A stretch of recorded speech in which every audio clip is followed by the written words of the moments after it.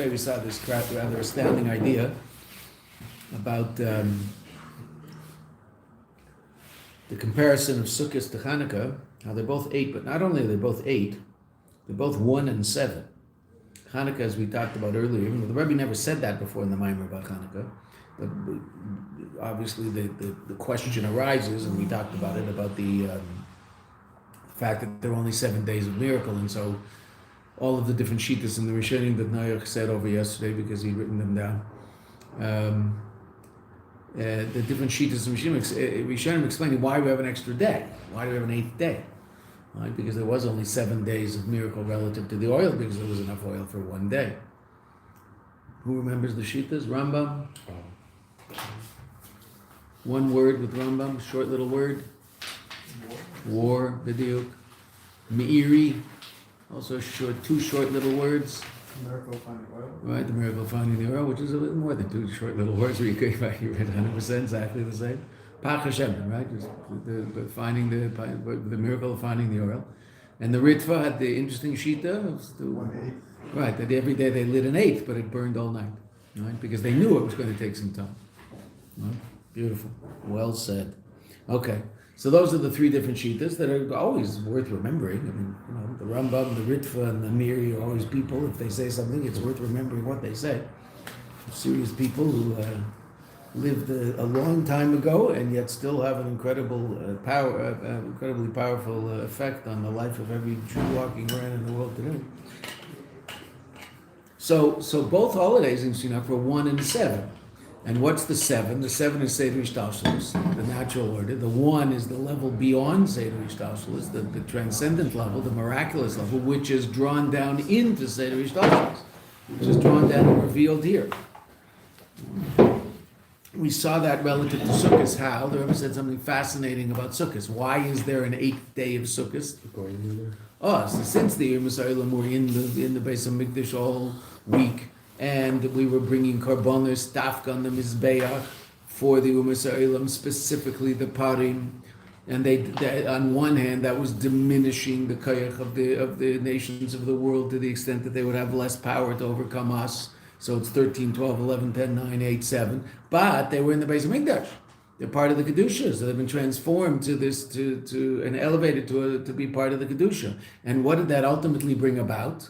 The revelation of the 8th day. Because what does the Eibishter say on the 8th day? Because everybody was around on the 7th day, so the Eibishter says, stay 1 more day, I want to be just with you. Which is just such an amazing pshat in Shmini Atzeres. And that day, the Atzeres, the day that is the culmination of it all. It collects it all, right? The word Atzeres, which means to stop or collect, absorb, right? That it's all brought into Panimi is what? The 7 in the levels of 7 is the revelation of the 8th, which is the level beyond nature. And it's as a result of the fact that the Immerse were in the beis of Mikdash, the 8th is revealed. Right? And the last thing we saw, when we started talking about that in terms of what we see today around the world, which is really quite interesting, is that the Immerse, if they knew just how important the beis of Mikdash is, not only for the Yidden, but for the world at large, they would set brigades, they would put brigades around it in order to guard it. Well, we talked yesterday, we live in an age that now obviously, even then, the fact that they would have to put brigades around to guard it means theoretically there might be someone that's still around who wants to destroy it. Okay, that being said, the non-Jewish world has come to the realization that the Mikdash is something to protect. As much as it's a result of the fact that there are still people who live under rocks and are the lowest creatures on earth called anti-Semites, and there are still such people in the world. Just about every government of the world now puts armed guards in front of every Jewish synagogue. Right? Meaning, who's guarding us? The Italian police, the Indian police. It's really quite astounding. The Australian police. There was one shul, of course we mentioned yesterday, the one shul in Melbourne that was not guarded. That's the shul that was burned down, unfortunately. So, we see a certain fulfillment of that in front of our very eyes. Okay, so we got just past, footnote 71. on page Chav Gimel, the Eches, the end of the Rambam, finish the Rambam. So that's where the Rebbe says, if the Umas Ha'elam were to know just how wonderful the Mikdash is for them, right? Kesatria Yisayim Akifin, I said they would put brigades around the Kedei L'Shem in order to guard it. The Al Yadei Shepaylim Behem, by virtue of the fact that we bring about in them, in these Hafcha, the notion of transformation, that now the Umas Ha'elam are not a force trying to kill Jews, they're a force protecting Jews, which to a great degree that is the case, even today. I mean, not even today, meaning again today, which is really quite astounding. Right? So the fact that they were part of the Mikdash, so they were elevated to a state of Kedusha, Misvasev, so that brings about, in addition, Al Yodem, by virtue of them, Siyu Agam Bekedusha. Assistance also in Kedusha, Shmiras HaMikdash. Right? So they would actually guard the beis HaMikdash. Val derech sheyeh lasid laver, as it will be lasid laver. Kasher az efech elamim, lavde v'shchem echad, it says efech elamim safa brura, that the nations of the world will speak with a clear language, and what will they all do together? La'avde, to serve him shchem echad, as one. You know, all the nations of the world will serve HaKadosh Baruch Hu as one. The Rambam, interestingly enough, it was censored for about 1,000 years, but we still have it. The end of the Rambam in Hilchos Malachim, where the Rambam talks about, the last 2 chapters are about Immerse Mashiach, and at the very, very end, the Rambam talks, again, you can understand why this was censored out of the Rambam. So in the rabbinic Rambam, you won't find it, but in the new printings of Rambam, it's printed. That I say rabbinic, meaning the big volumes that have the Kesef Mishnah on the side, and the Lechem Mishnah, it looks like a page of Gemara. That Rambam, you won't find it. But in the printings of Rambam, they're most out of Rav Kook, and etc., you will find it. So the Rambam talks about the growth of 2 religions that are both based on the notion of a messianic age and on basic monotheism. Christianity has its issues about monotheism because of the notion of Trinity, but that's obviously not all of Christianity, that's just a certain part of it. But Islam is completely monotheistic, such that you can walk into a mosque, there's no problem whatsoever. Well, I mean, you might have your life taken away from you if you walk into a mosque, but you can walk into a mosque in terms of the halachic issues of Avodah Zarah, because there's no Avodah Zarah there, because they really, Baruch Hashem, they don't worship idols. That other major religion does have certain getchkas flying around in most places of, Himeni there and all that, so that's problematic. But even that, if it's not mamish avodah zarah, the worst that Christianity becomes is what's called shituf, so to speak, partnership, but not mamish avodah zarah.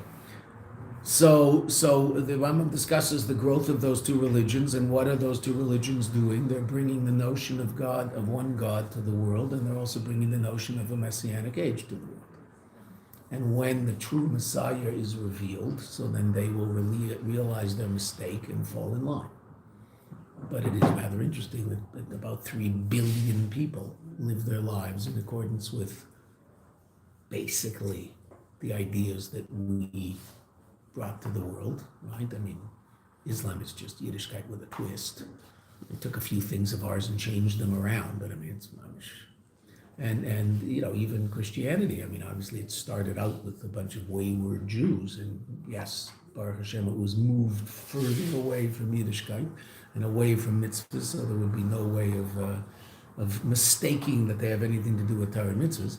But that being said, it's still ultimately based on what's true, right? Meaning the fact is Christians believe God created the world in 7 days, and it's so Baruch Hashem. The fact that they believe it doesn't mean we stop believing it. It's true, and it's true, Baruch Hashem. And that there's something called a Mashiach. They just have the wrong one. But the idea is right, and that idea is now an idea that most of the people in the world accept, which is really astounding, right? As a result of them. So the Rambam says we don't understand the way the Eibishter works and why he does what he does, but those religions definitely have served the purpose in the ultimate revelation that it's supposed to happen. Now you understand, of course, why that was censored, because at the end the Rambam says, of course, it's all false what they taught, and ultimately they'll come in line with the real truth. We were living in their countries, so that was censored out of the Rambam and wasn't part of the Rambam for a very long time.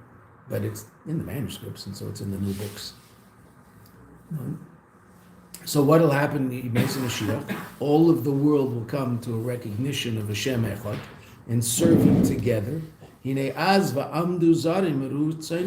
the strangers will stand and they'll shepherd your sheep. How are you going to be able to sit and learn Torah, Mashiach? Because someone else is going to be taking care of all those things that have to be taken care of. So you can sit and learn Torah and daven and do all those things that have to be done. We'll have to what to do in the beis Hamikdash. And this is similar to the idea of the sacrificing of the 70 bullocks in the time of Sukkot that correspond to the 70 nations of the world. So they're part of the Mikdash. They've been elevated to be part of the Mikdash. On one hand, there's they're being diminished. That's these kafia. But on the other hand, they're part of the Mikdash, and so they're being elevated and transformed to a state of Kedusha, which is just a sign of what will be. Va'ad shal yedei, we talked about yesterday, the Mashiach is more about the bearer of Esav than anything else. Right? Mashiach is about getting Esav to be a mensch. And that's why Yitzchak thought it could be done through him. Rivka understood otherwise, and she was right, that it has to be done through Yaakov. Yaakov thought that maybe the time was right when he had finished with Lavan, saw that that was not the case. And what did he tell Yitzchak? I'll see you when Mashiach comes. I'll come to Har Seir when Mashiach comes. And the ultimate bearer is to get Esav to be a mensch. And interestingly enough, the Rebbe said it was Parshas Vayetze, it was a couple of weeks ago in Tavshin Nun Beis, that the bearer of Esav has been completed. Right? Esav for, I don't know, exactly how many,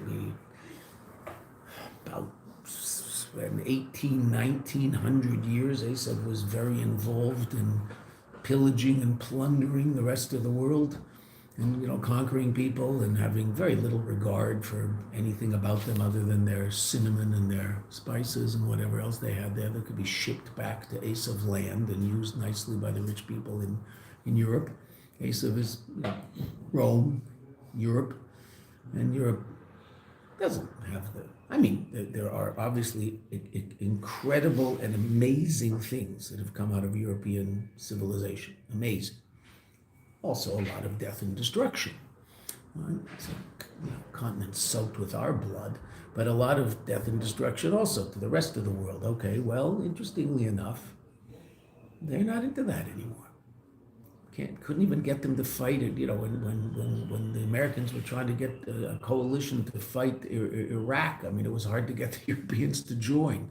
The Europeans are certainly not bloodthirsty warmongers at this point. Exactly the opposite. Right? As a matter of fact, they've sort of let the rest of the world overrun their countries. So now, as usual, a bearer and sometimes when klipa is being rectified, so then the rectification sometimes includes all sorts of things that are the opposite of what you would think is a reasonable way of doing it. Okay, that's true. That being said, there's definitely a rectification of Esav. Esav is now more interested, at least this is what Esav talks about. Whether Esav always acts in a way that's reasonable relative to this is a different question. But Esav is interested in world peace. Right? That's what, if you ask your average person on the street in Europe, what are they interested in? You want wars or peace? Who's going to say a war? Who would say that? Right? And there was a time until recently, and now this one I can't say that I understand it. There was a time for quite a while after that sikha that every single war in the world involved Muslims. And almost no Esav. Russia and Ukraine, don't understand it.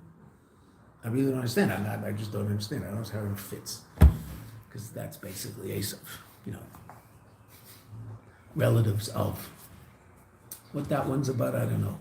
When white man fights white man, that was not happening for a very long time. Right? And then the Russia and Ukraine. I don't know what that one's about. I wish I did. If we, It would be very interesting. I mean, unfortunately, we can't, but there's no question that there would be some very interesting sichos of the Rebbe on Shabbos afternoons explaining that to us and where it fits and what's it about. We have to figure it all out ourselves. Personally, I can't. That doesn't make sense based on what the Rebbe, how the Rebbe explained everything. But okay, doesn't mean the Rebbe's the problem. Russia and Ukraine are the problem.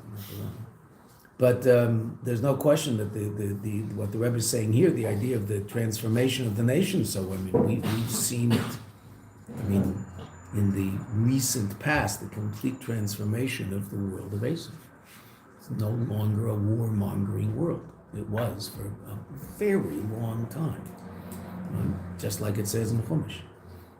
So that's one of the aspects of the fact that the beer of the world is ready for Mashiach. The Rebbe talks about that at length relative to Esav, the beer of Esav, which is what these parshas are. I mean, we're done with Esav now. The Esav ended at the end of last week's parsha. This is in line with the sacrificing of the 70 bullocks that correspond to the 70 nations. Va'ad, to such an extent, shal yedei umitzad umos, that through them and as a result of them, nisvase b'shmini, it comes as a result of them something additional in kedusha b'shmini, meaning that the level transcendent is revealed by virtue of the fact that the level of natural order has been elevated. Korban l'bnei Yisrael b'beis hamikdash, another korban to Am Yisrael in the beis hamikdash, and that shmini etzeres. And so the dafka, the parim and the mizbeach teach us very clearly about the revelation of the 8th level, which is revealed in Chanukah in such a powerful way. This idea of the sunset, right, which is when we light the licht, is relevant specifically to the darkness of Golus, specifically the doubled and quadrupled darkness, the Ikra de Mashiach at the times right before Mashiach, which are our days. And this is the lesson, the Ner Chanukah, to each and every one of us in the Zman of Golus. And of course, Chanukah is the holiday that was not, this is what we saw earlier in the Mimer, that Moshe Rabbeinu said to Aaron that yours won't be nullified. What's yours? There won't be their karbonos, but there will be your Chanukiah. Your menorah is still going to be lit through Golus. It's going to be the light that penetrates the darkness. Right? Shakavana the Cheshach HaGolus. The intention of Cheshach HaGolus, hu b'chdei la'er avedet mesiras nefesh. What's the ultimate purpose of Golus? To arouse in the Yid the avedet mesiras nefesh, the appreciation of the Jew when challenged by the darkness of Elam Hazeh to realize a zoy v'nit anders, we talked about in the Mimer at great length.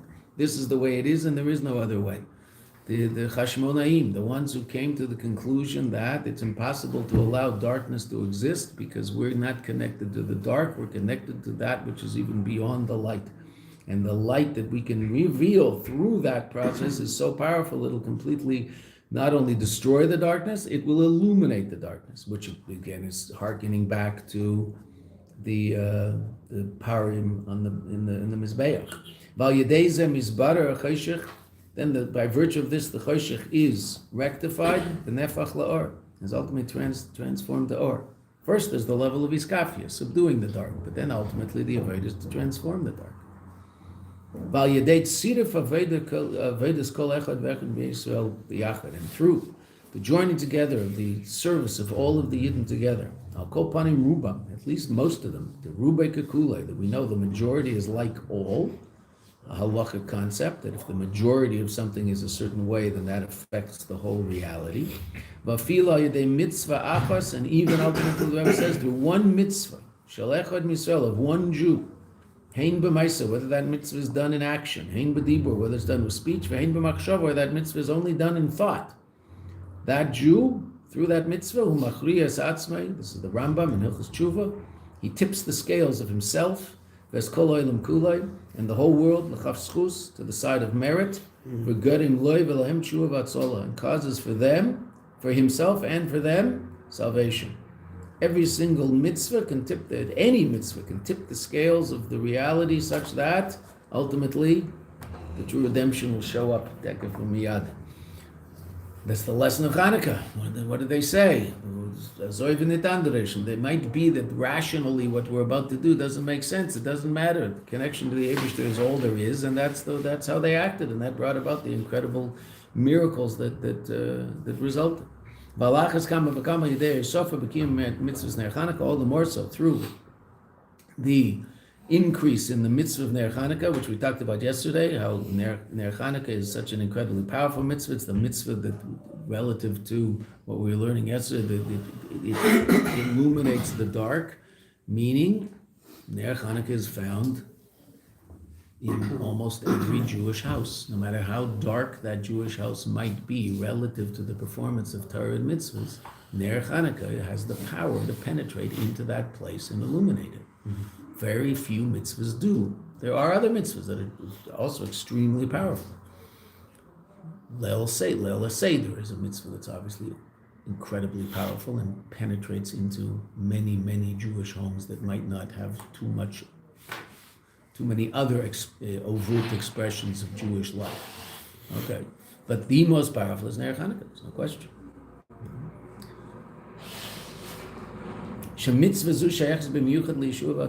mitzvah is connected specifically to the idea of salvation. Chanukah is a Mashiach Dika holiday, the 8th day, the idea of the revelation of 8, which is Mashiach. Mashiach and Eliyahu, who is the one who heralds the Geula, talks about it and tells the Jewish people that it's about to be. There's a Gemara in Sukkah that the people who are learning Sukkah will get to at some point, but it's all the way at the end. It's in Nun Beis, almost the very end of the Masechta, that talks about seven shepherds and 8 princes. Mashiach is what's wrong? What's wrong? Mosquito. Okay, so say a mosquito. God's bigger than mosquitoes. Don't let mosquitoes distract you from God.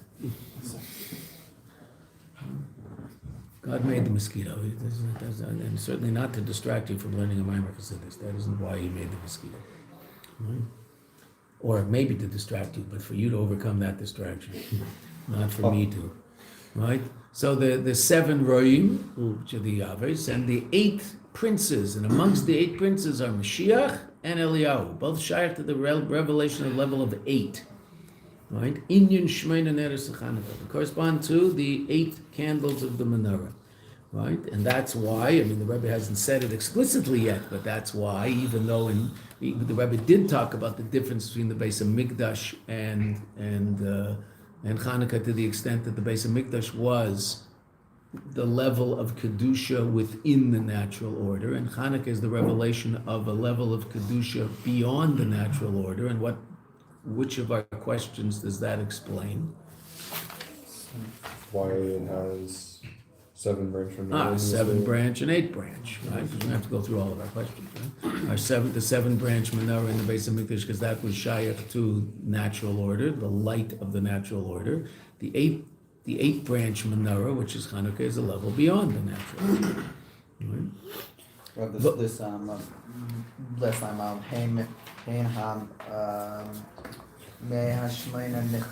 what does a nechise mean?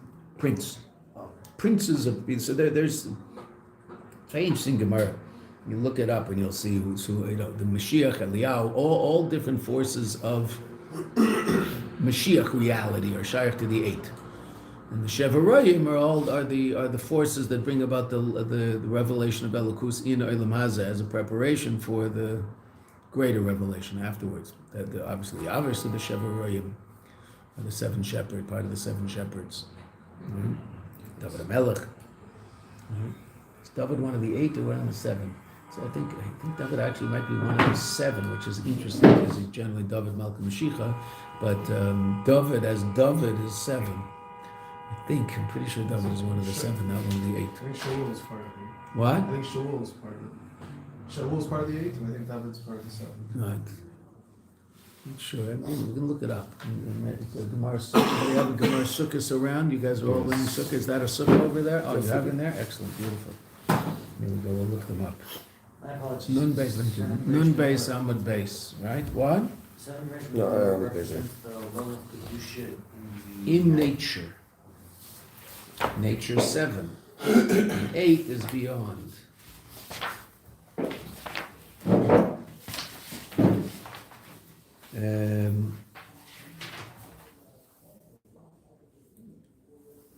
It's nun beis amud beis, yeah?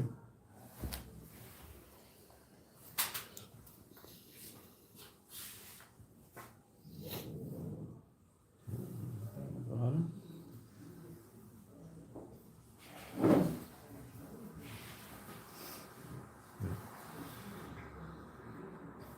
Shiva Roim David Be'emsa Adam Sheis Misul Shelach Miyamine Avram Yaakov Mesha B'Smeila. Right? Those are the seven Roim.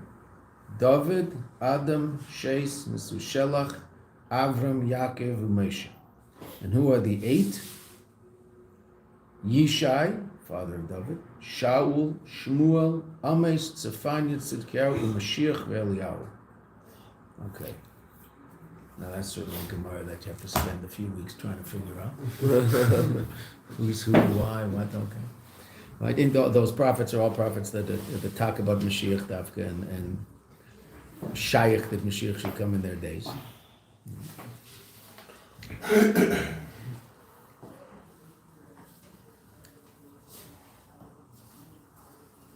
V'oidin in B'Shaykh Zemiches the Ner Chanukah L'Gula Sida. Chanukah is a Geuladik holiday. I think the Baal Shem Tov said Hanukkah was his favorite holiday. I think the Baal Shem Tov said that about Hanukkah.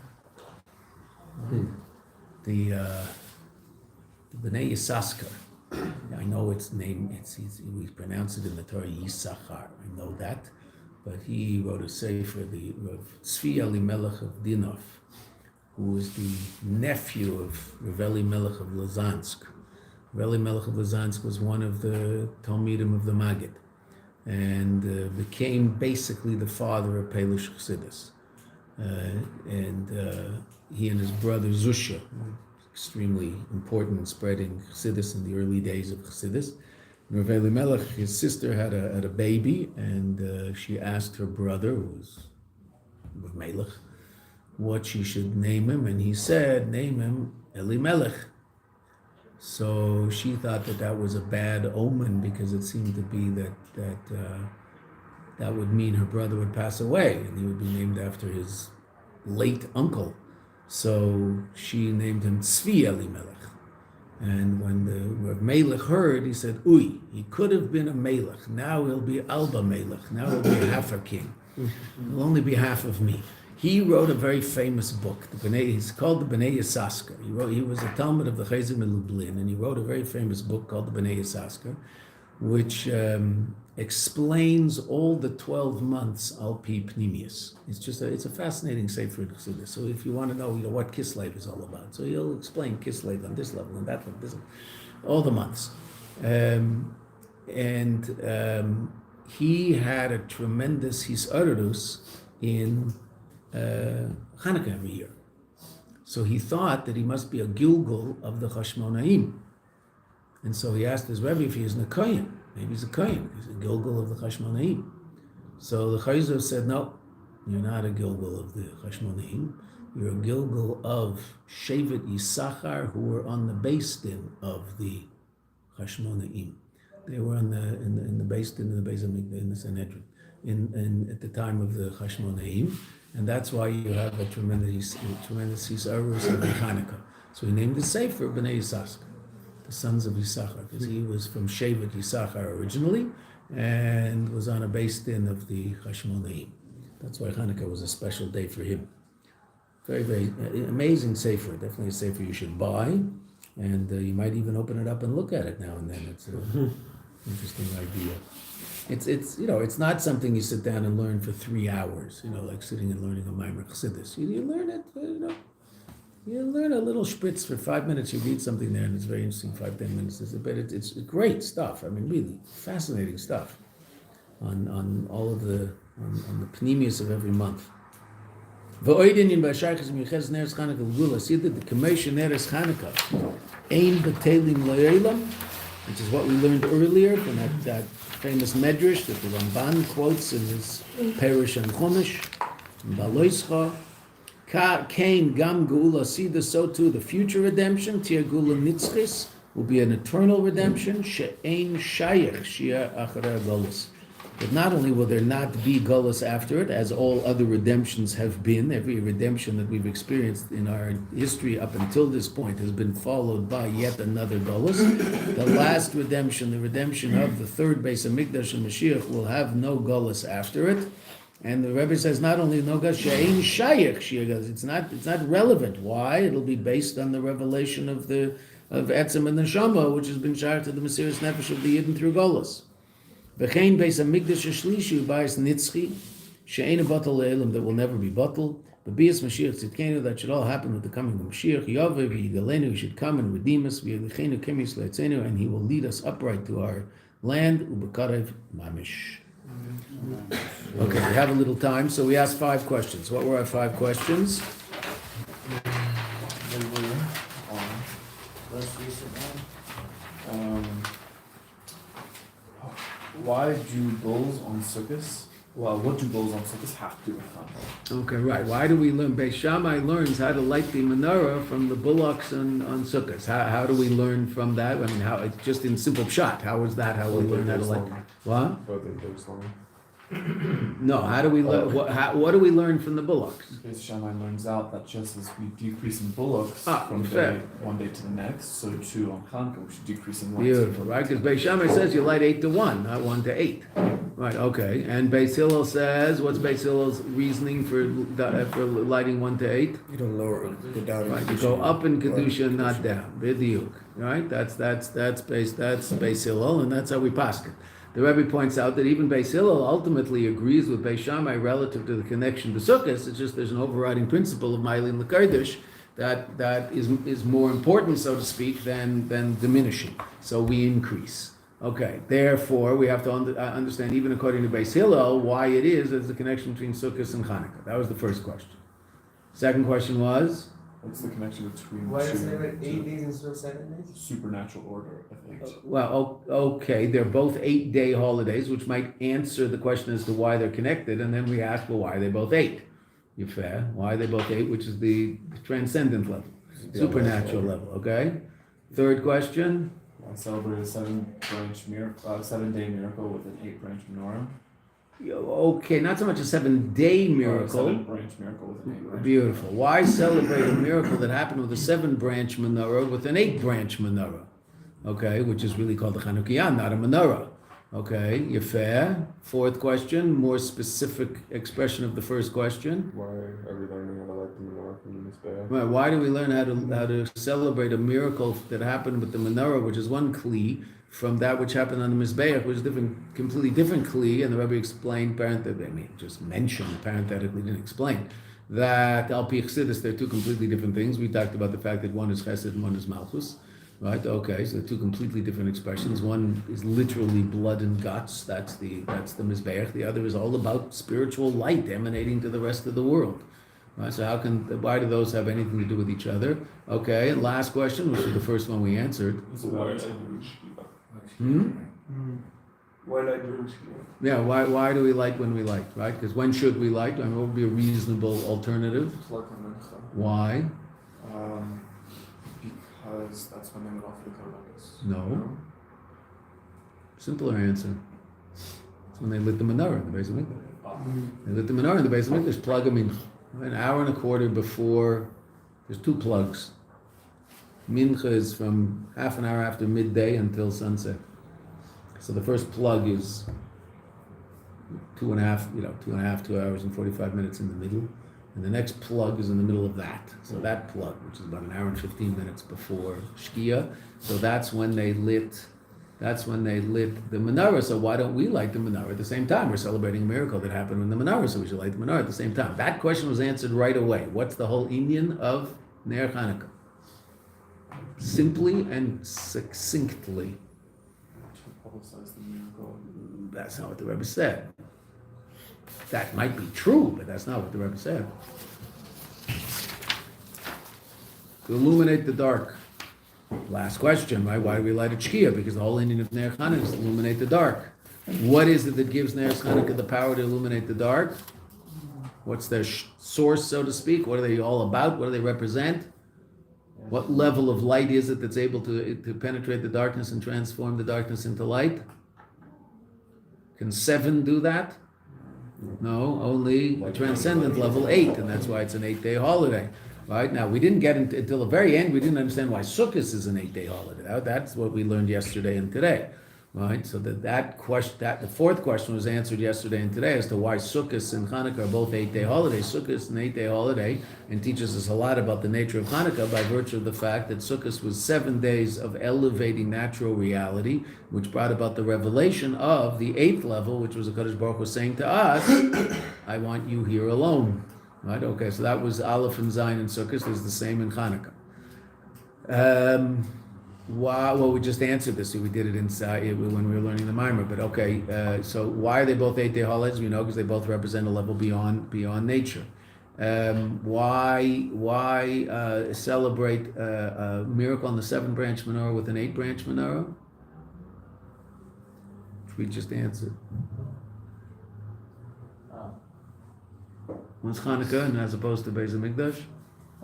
The beis Hamikdash menorah represents the level of kedusha in the natural world. Beautiful. While the Hanukkah that we light on Hanukkah represents the kedusha that goes beyond the natural. Beautiful. Perfect.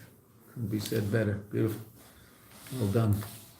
Right? That Hanukkah is the revelation of the level of transcendent godly light that penetrates the dark and illuminates it, which is why we light in Shkia. So that was the fourth question. We answered the fifth, which was time.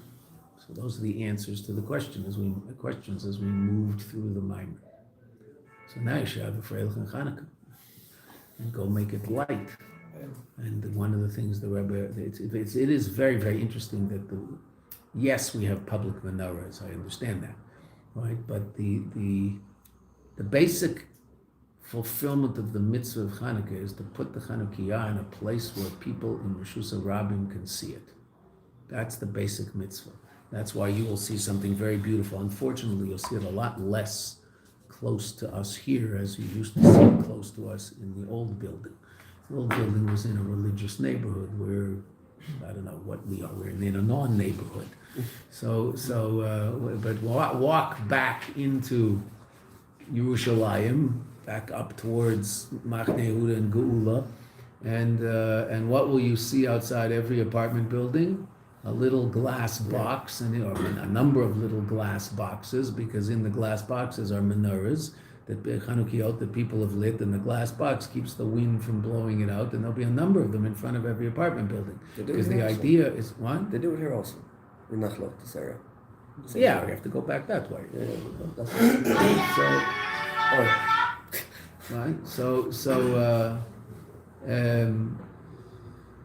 The idea being that it's supposed to be lit into the Rishus Rabbim.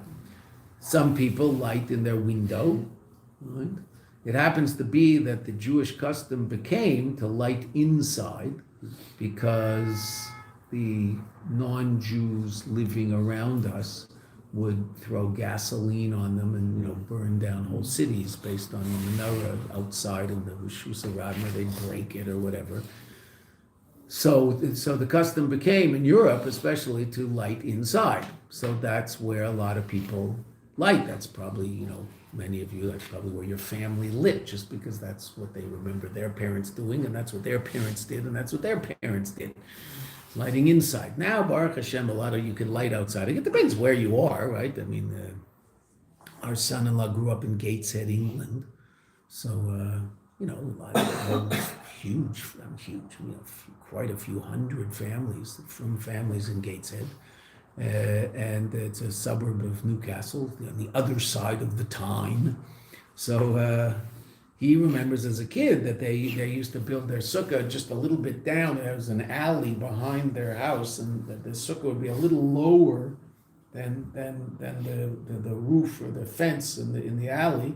And everybody did that because the Immerse who lived in the same place would have a good time of throwing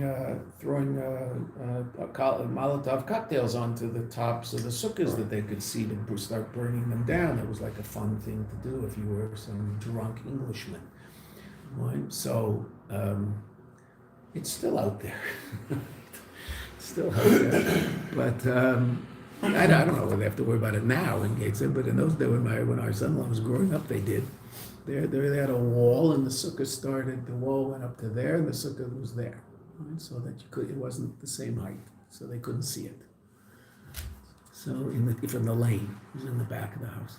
So there's that. So the reason Jews light inside la halacha, the heter to light inside, is because of the fact that it might be dangerous to light it outside.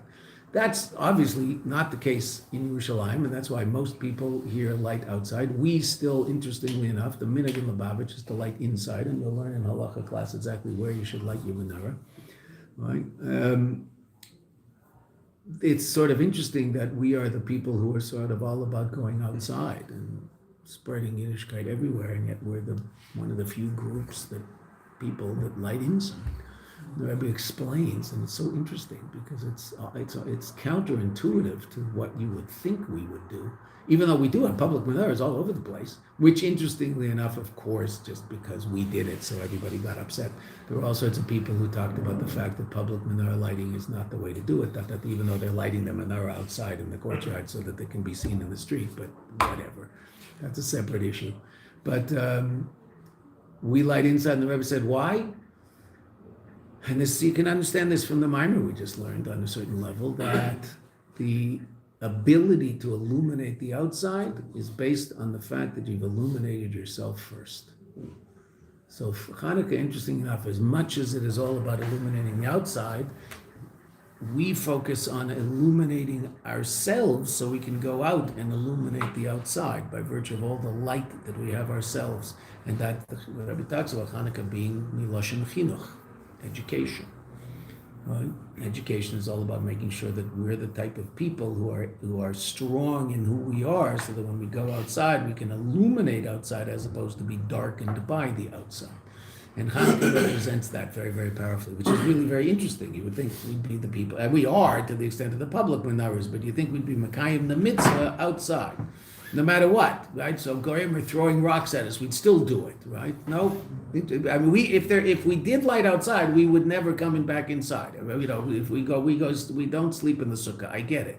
If we did sleep in the sukkah, we'd sleep in the snow, right? But we don't. Okay, not because of the snow, another reason. Right, but we eat in the snow. Okay, so if we lit outside, we light outside, but we don't. It's enough. We light inside. It's very, very interesting.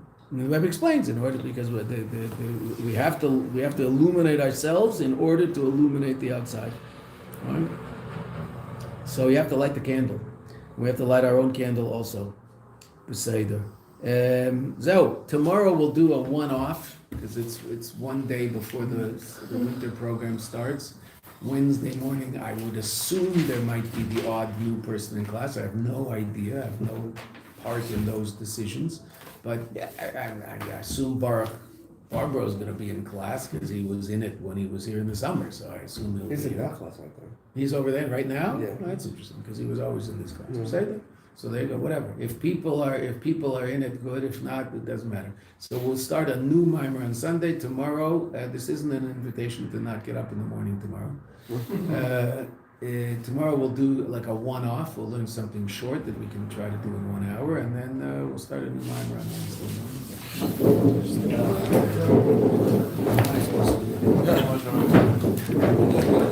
You want me to take it? I'll take it. Maybe you'll use it, I don't know. You can also reuse it. You can learn it. Yeah, but I'm looking in the book and stuff. I got a really serious question I'd like to ask. Well, a serious question? Yes, sorry. Well,